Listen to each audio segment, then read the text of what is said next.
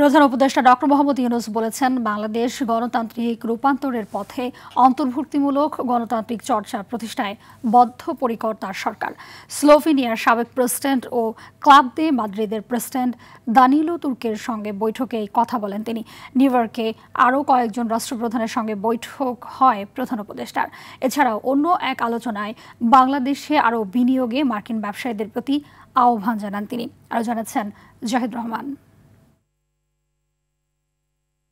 New ইয়র্কে জাতিসংঘের ৮০তম সাধারণ পরিষদের অধিবেশনের ফাঁকে প্রধান উপদেষ্টা অধ্যাপক মোহাম্মদ ইউনূসের সাথে ক্লাব দে মাদ্রিদের প্রেসিডেন্ট ও স্লোভেনিয়ার সাবেক প্রেসিডেন্ট দানিলো তুর্কের সাক্ষাতে উঠে আসে জুলাই গণঅভ্যুত্থান ও বাংলাদেশের গণতান্ত্রিক প্রক্রিয়া।